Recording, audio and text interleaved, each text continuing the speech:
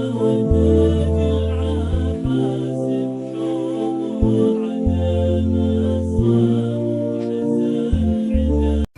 کا ملک ہمارے ملک ہندوستان کے پچھم کی طرف ایک سمندر بہتا ہے۔ اس سمندر کے ایک کنارے پر ہندوستان اور دوسرے کنارے پر عرب کا ملک ہے۔ اس ملک عرب کا بڑا حصہ ریت اور پہاڑ ہے۔ بیچ کا حصہ تو بالکل بنجر اور غیر آباد ہے۔ صرف اس کے کناروں پر کچھ سبزی اور شابادی ہے اور انہی میں اس ملک کے بسنے والے رہتے ہیں۔ اس کے ایک طرف بحر ہند ہندوستان کا سمندر ہے، دوسری طرف خلیج ایران کی پہاڑی، تیسری طرف بحر احمر لال سمندر ہے اور چوتھائی طرف خشکی میں یہ عراق اور شام کے ملکوں سے ملا ہوا ہے۔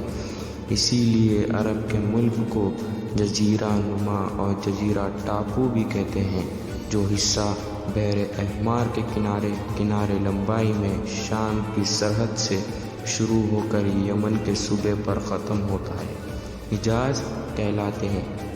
ملک یمن کا صوبہ بحر احمر کے کنارے سے اردن کی پہاڑی تک پھیلا ہوا ہے اور یہ عرب کا سب سے ہرا بھرا اور آباد صوبہ ہے۔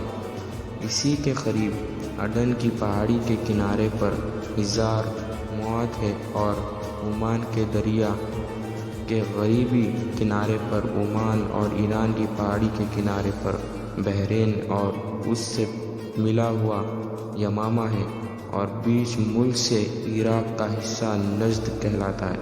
حجاز اوپر پہاڑ چکے ہیں کہ بحر احمر کے کنارے شام کی سرحد سے یمن تک جو حصہ اس کو حجاز کہتے ہیں۔ حجاز میں 3 شہر مشہور تھے اور ابھی ہیں، ایک مکہ، دوسرا طائف اور تیسرا یثرب۔ ہمارے پیغمبر صلی اللہ علیہ وسلم کو انہی کی 3 شہروں سے تعلق تھا۔